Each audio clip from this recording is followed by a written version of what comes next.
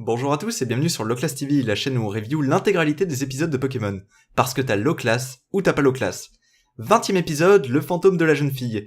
Épisode que j'appréhendais beaucoup de voir, étant donné que c'était un épisode qui me faisait énormément flipper quand j'étais gamin.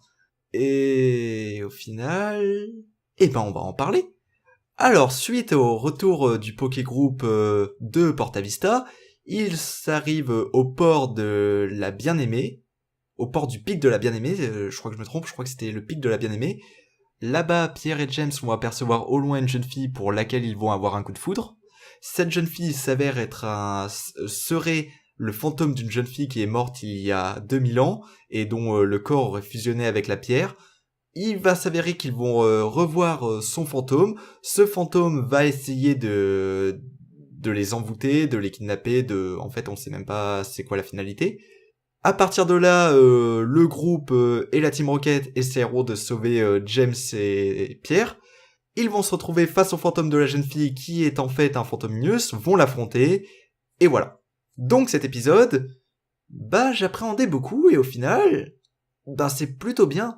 L'épisode d'avant, il faisait bien hommage aux films de monstres, aux histoires de monstres type Godzilla, tout ça, les kaiju japonais.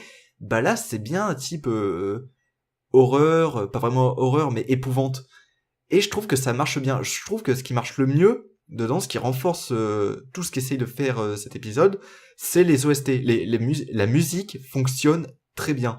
Plusieurs moments, surtout les moments où la jeune fille apparaît, l'OST marche, elle rend la scène crédible. Elle est flippante, elle est touchante. Je trouve que ça marche très bien.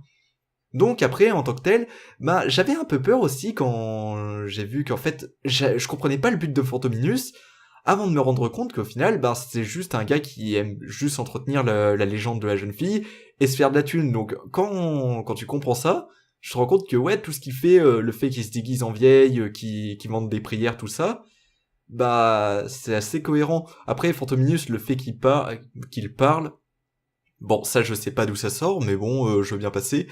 Le combat avec de grosses guillemets, parce que voilà, c'est plus une succession de « Ah, j'appelle un Pokémon, ah ça marche pas !»